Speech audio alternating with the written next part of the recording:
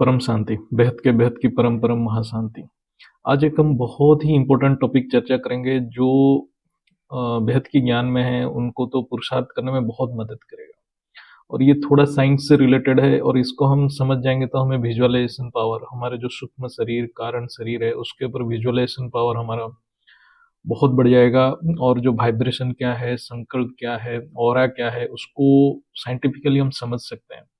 और ये आज की विज्ञान में जो डेवलपमेंट हो रहा है, ये सारे चीज को समझने में ही मदद कर रहा है। तो इस वीडियो को थोड़ा गौर से समझें। तो आज हम चर्चा करेंगे जो साइंटिफिक डेवलपमेंट हो रहा है, यानी कम्युनिकेशन टेक्नोलॉजी जो डेवलपमेंट हो रहा है, वो आत्माओं के शरीर के ऊपर कैसे इफेक्ट कर रहा है।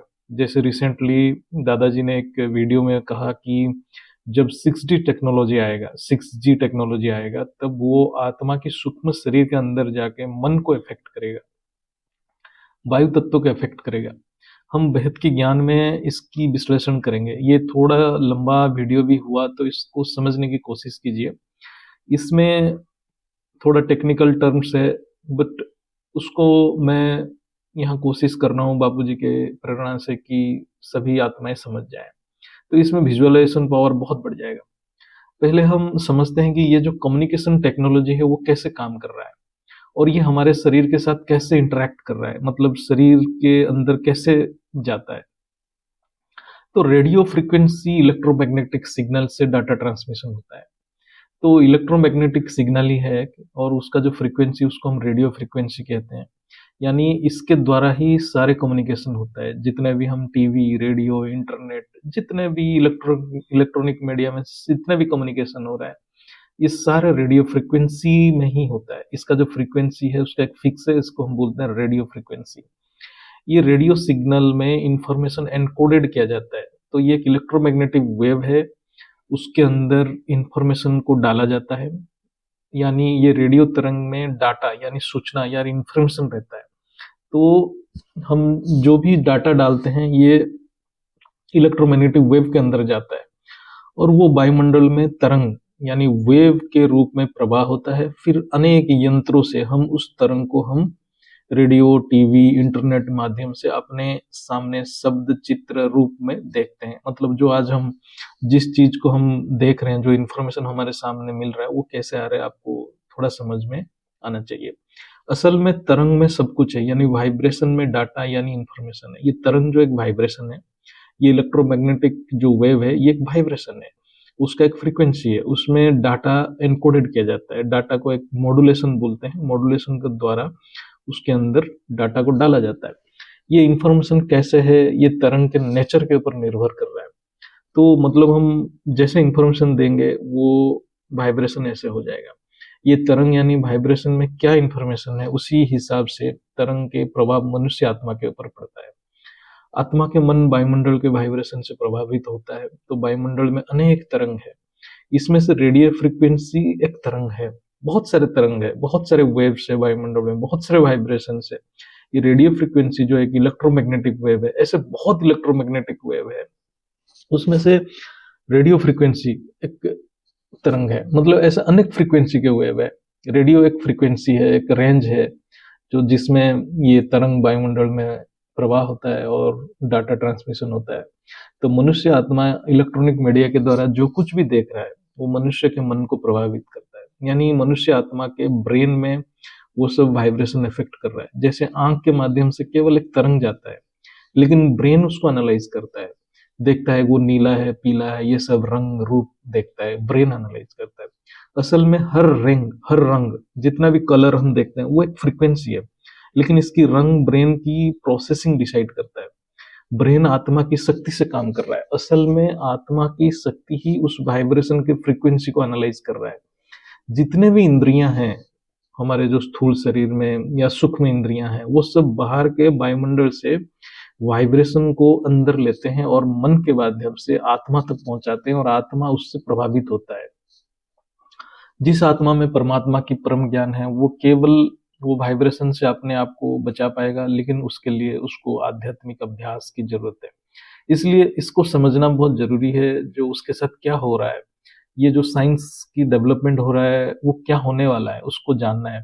जैसे बापूजी बोले कि 5G 6G आएगा तो मन खराब करेगा आत्माओं का। वो कैसे हो रहा है, जब उसको जान जाएगा तो वो समझ जाएगा, तो वो चौकन्ना हो जाएगा, वो अपने पुरुषार्थ करने लग जाएगा। हर वाइब्रेशन की एक फ्रीक्वेंसी है जिसको हिंदी में आवृत्ति कहते हैं, यानी हर वाइब्रेशन को उसके आवृत्ति यानी फ्रीक्वेंसी से पहचाना जाता है। विज्ञान में ये सबको पता है, जितनी ज्यादा फ्रीक्वेंसी है उतनी ज्यादा ऊर्जा उस तरंग में है। मनुष्य आत्मा की स्थूल शरीर के साथ अनेक लेयर में सूक्ष्म शरीर भी है, और जिसको ऊर्जा के शरीर भी कहते हैं। वायुमंडल के वाइब्रेशन सूक्ष्म शरीर को इफेक्ट करता रहता है।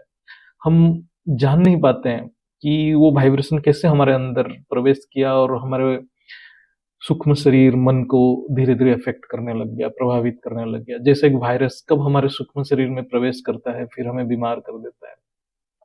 जब हमारा शरीर मन बिगड़ जाता है और स्थूल शरीर को बीमार करता है, तभी आत्मा को अनुभूति होता है कि मुझे कुछ हो गया है। जितनी ज्यादा फ्रीक्वेंसी है उतनी ज्यादा ऊर्जा है उस तरंग में।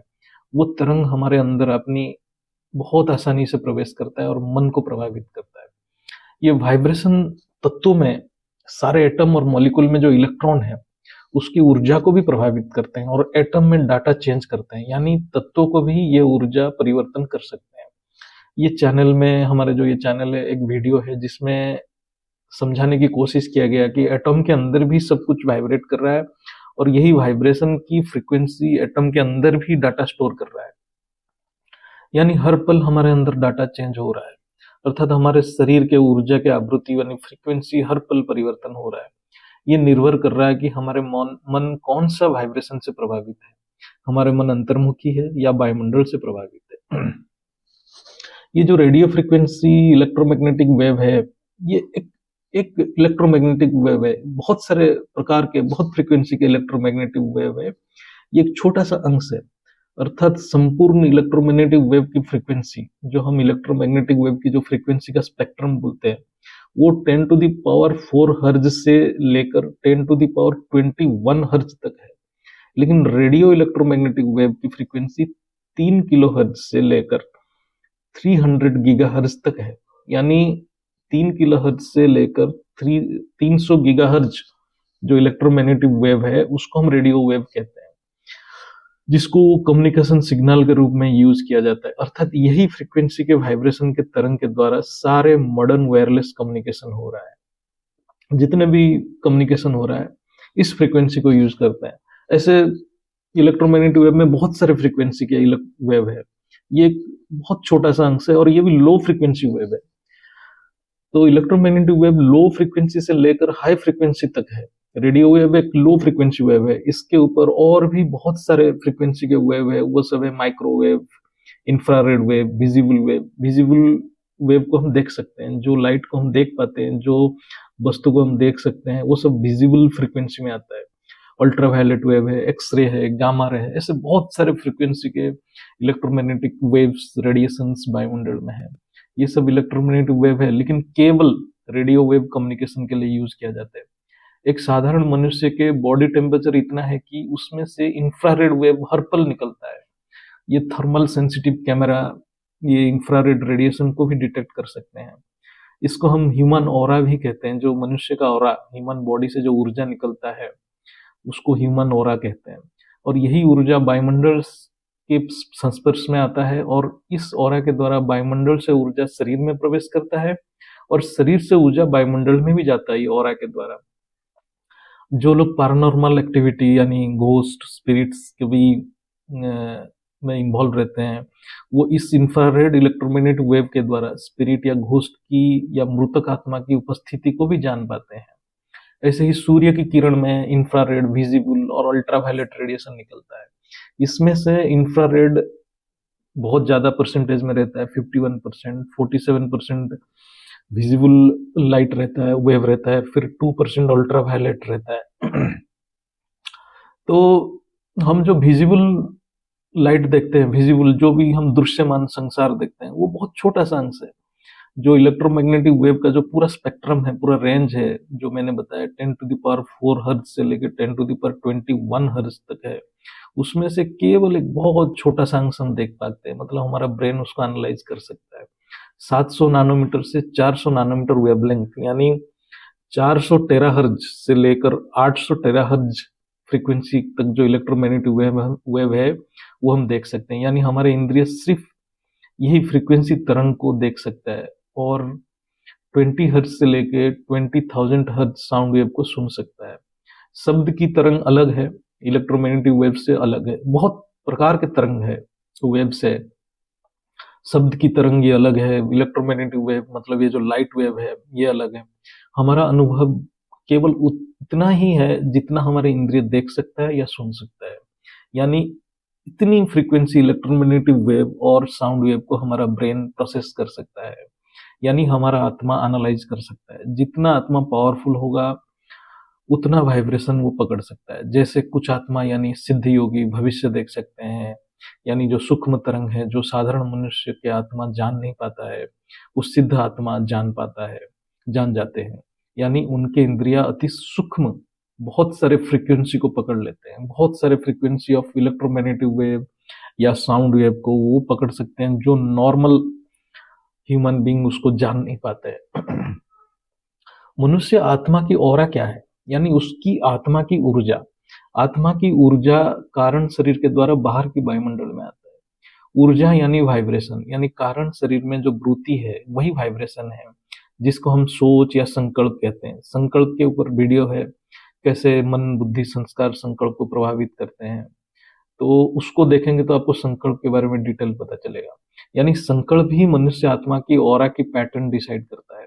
अर्थात ऑरा का भी एक फ्रीक्वेंसी है जो ऑरा की कलर डिसाइड करता है। मतलब ऑरा की कलर उसके वाइब्रेशन की फ्रीक्वेंसी पता कर लेता है। जो ऑरा भी एक वाइब्रेशन है, यानी इलेक्ट्रोमैग्नेटिक वेव ही है, जिसकी ऊर्जा उसके कलर यानी रंग यानी फ्रीक्वेंसी से पता चलता है। आज के समय में कुछ इंस्ट्रूमेंट है जो ऑरा भी मेजर कर सकते हैं, लेकिन ये कितना एक्यूरेट है वो कहना कठिन है। जैसे कि साइंटिफिक इंस्ट्रूमेंट सारे इलेक्ट्रोमैग्नेटिक वेव को डिटेक्ट नहीं कर सकते हैं। यानी विज्ञान को भी पता नहीं इलेक्ट्रोमैग्नेटिक वेव के कितने और हाई फ्रीक्वेंसी वेव्स है वायुमंडल में, स्पेस में कितने है, क्योंकि अंतरिक्ष में इतने सारे हाई फ्रीक्वेंसी वेव्स है जिसको विज्ञान को भी पता नहीं। आत्मा की मूल संकल्प की शक्ति बहुत ज्यादा है, यानी बहुत हाई फ्रीक्वेंसी है जिसको कि कोई इंस्ट्रूमेंट डिटेक्ट ही नहीं कर सकता है मेरे हिसाब से। तो व्हाइट तो दिखेगा लेकिन वो कोई इंस्ट्रूमेंट मेजर नहीं कर सकता है। हाई फ्रीक्वेंसी इलेक्ट्रोमैग्नेटिक वेव जैसे कि गामा रे, ये न्यूक्लियर एक्सप्लोजन या स्पेस में मिलता है। इतना हाई एनर्जी केवल न्यूक्लियर एक्सप्लोजन में होता है और इसमें आयनाइजिंग पावर है, यानी ये ह्यूमन बॉडी पे जो एटम्स है जो सेल्स है उसको चेंज कर देगा, उसको आयनाइज कर देगा। यानी मनुष्य शरीर के सेल को भी खत्म कर सकता है। ऐसे ही एक्सरे ही है, ये स्थूल शरीर के आर पार हो जाता है। ये सब हाई एनर्जी इलेक्ट्रोमैग्नेटिक वेव्स है और ह्यूमन सेल को म्यूटेट कर देगा, अर्थात डिस्ट्रॉय कर देगा। ये सब पावरफुल रेडिएशन है। इसकी एक्सेस एक्सपोजर से मनुष्य मर भी सकता है, मतलब मनुष्य का शरीर खत्म भी हो सकता है। यानी इलेक्ट्रोमैग्नेटिक वेव में इतना पावर है कि एक आत्मा के शरीर को भी खत्म कर सकता है। ये सब इतना समझाने का मतलब है कि ये वायुमंडल और स्पेस में इतने सारे तरंग है जो हम देख नहीं सकते हैं, लेकिन ये हमारे शरीर को बहुत हार्म कर सकता है। और हम इस जो टोटल इलेक्ट्रोमैग्नेटिक स्पेक्ट्रम है जिसके बारे में बताया, उसके एक सिर्फ छोटा सा अंश को अनुभव करते हैं देख के और सुन के। जो इंद्रिय उसको सिर्फ हमारे जो इंद्रिय सिर्फ उतना ही जान सकता है। इसलिए ये सृष्टि हमारे लिए एक रहस्य बना हुआ है। जिसकी आत्मा में पावर आ जाता है वो ज्यादा स्पेक्ट्रम को सेंस कर लेता है, तो उसको हम आध्यात्मिक में सिद्धियां कहते हैं, जो पहले ऋषि मुनि के अंदर था। आत्मा में शक्ति ज्यादा है और उसकी संकल्प में परमात्मा की शक्ति है, तो उसकी ऑरा इतना पावरफुल होगा कि कोई भी हाई फ्रिक्वेंसी इलेक्ट्रोमैग्नेटिक वेव आत्मा के शरीर में प्रवेश नहीं कर सकता है, जिसको हम बेहद की योग कहते हैं। अब आते हैं कम्युनिकेशन सिग्नल के ऊपर, जो आज 4G 5G 6G की बात हो रहा है। तो 4G कम्युनिकेशन सिग्नल में केवल 1 गीगाहर्ट्ज से लेकर 6 गीगाहर्ट्ज फ्रीक्वेंसी के रेडियो इलेक्ट्रोमैग्नेटिक वेव यूज किया जाता है। तो इसकी ऊर्जा इतनी ज्यादा नहीं है, तो ये मनुष्य के मन को इतना ज्यादा प्रभावित नहीं करता है।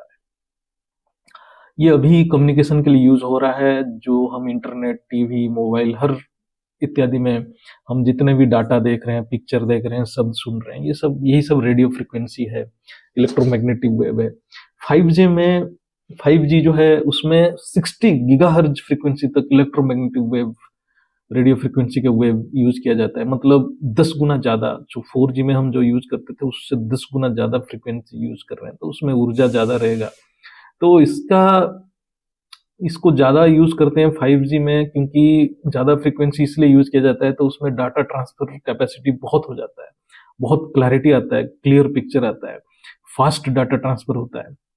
क्योंकि हाई फ्रिक्वेंसी वेव है तो एनर्जी बहुत ज़्यादा कैरी करता है। तो ऐसे ही जब 6G में जाते हैं, 6G टेक्नोलॉजी जब आने वाला है अभी तो पता ही नहीं है, लेकिन इसमें जो इंफॉर्मेशन मिल रहा है इंटरनेट में वो 100 गीगाहर्ट्ज से भी ऊपर जाएगा, मतलब 5G का भी डबल एनर्जी यूज होगा। तो रेडियो वेव कम्युनिकेशन के लिए यूज किया जाएगा, और ये और भी ज्यादा ऊर्जा वाला इलेक्ट्रोमैग्नेटिक वेव होगा जो मनुष्य के सूक्ष्म शरीर को प्रभाव डालेगा वायु तत्व के द्वारा। ये बापूजी ने उनके वीडियो में बताए हैं। तो जैसे ऑरा के द्वारा ये जो इलेक्ट्रोमैग्नेटिक वेव शरीर में प्रवेश करेगा, वायु तत्व को बिगाड़ देगा, मन बिगड़ जाएगा वायु तत्व के द्वारा। और जिसकी मन वायुमंडल में घूम रहा है इस फ्रीक्वेंसी से प्रभावित हो जाएगा, और ये ऊर्जा उसके सूक्ष्म शरीर में प्रवेश करेगा और उसके सूक्ष्म डाटा को चेंज करेगा। तो वो अपने मूल संस्कार को भूल जाएगा, तब वो माया के प्रभाव में आ जाएगा। जब आत्मा अपने मूल संस्कार को भूल जाता है, यानी मूल स्वरूप को भूल जाता है, तब माया के प्रभाव में आता है और विषय विकार से ग्रसित हो जाता है और आत्मा की पतन हो जाता है, और उसकी सारे ऊर्जा, आत्मा की ऊर्जा क्षय हो जाता है। तो यही होगा जब 5G और 6G में जो बैंडविड्थ यूज होगा, जो स्पेक्ट्रम को यूज करेंगे, तब माया की प्रभाव बढ़ेगा, जिससे आत्मा विषय विकार से ग्रसित होकर अशांत हो जाएगा। माया यानी डिल्यूजन, यानी जो सत्य है उसको सत्य मान लेगा, मन माया के साथ देगा और आत्मा को नीचे की तरफ लेगा। जिसकी ऑरा स्ट्रांग होगा केवल वो इसी माया से बच पाएगा, अर्थात जिस आत्मा की संकल्प की वाइब्रेशन बहुत ज्यादा होगा यानी स्ट्रांग होगा, उसके अंदर ये 5G हो या 6G के रेडियो फ्रिक्वेंसी इलेक्ट्रोमैग्नेटिक वेव की कोई प्रभाव नहीं पड़ेगा, क्योंकि वो आत्मा की ऑरा इतना स्ट्रांग होगा कि वो माया को माया के रूप में ही देखेगा, यानी असत्य को असत्य के रूप में ही देखेगा। जो कुछ हम देख रहे हैं या सुन रहे हैं, ये सब कुछ तमो प्रधान वायुमंडल में जो डाटा है उसको देख रहे हैं। आत्मा में संकल्प में पावर तभी आता है जब वो परमात्मा से जुड़ता है। जिसके पास परम ज्ञान है वो केवल परमपिता परमात्मा से जुड़ पाएगा और अपने संकल्प को शुद्ध रख पाएगा, यानी ऑरा सील कर सकता है। ऑरा सील के लिए निरंतर योगी बनना पड़ेगा, यानी निरंतर अपने संकल्प को शुद्ध रखना है और बाप के रूप में रहना है, तभी ऑरा सील होगा। वो आत्मा माया से बच पाएगा। इसके लिए अभी से अभ्यास बढ़ाना पड़ेगा, तभी समय के प्रभाव से बच पाएगा। नहीं तो साइंस के साधन आत्मा को यूज करेंगे, जबकि बेहद की आत्मा साइंस के साधन को यूज करेंगे। तो बहुत केयरफुल रहना पड़ेगा कि हम निरंतर योग में नहीं रहेंगे तो कब हम माया के प्रभाव में आ जाएंगे हमें भी पता नहीं चलेगा। तो इस बात को गहराई से समझना बहुत जरूरी है। बापूजी रिसेंटली एक वीडियो में 6G के प्रभाव के ऊपर चर्चा किए हैं, उसकी व्याख्या है यहाँ पर किया गया है, कैसे 6G मनुष्य को प्रभावित करता है, मनुष्य की पतन करेगा, वो ये वीडियो से आप समझ पाएंगे। ऑरा सील यानी निरंतर अपने संकल्प के ऊपर अटेंशन देना है। ये एक डायनामिक प्रोसेस है, थोड़ा सा इनअटेंटिव हो गए तो ऑरा लीक होगा और सच वायुमंडल, सोच हमारे जो संकल्प वायुमंडल के साथ जुड़ जाएगा और हमारे ऊर्जा धीरे धीरे नीचे की ओर चला जाएगा। तो बापूजी के 2-3 वीडियो है ऑरा के ऊपर और 6G के ऊपर, उसको मैं कंबाइन किया हूँ। आप इस ज्ञान को समझिए और इससे बहुत लाभ मिलेगा। परम शांति, बेहद के बेहद की परम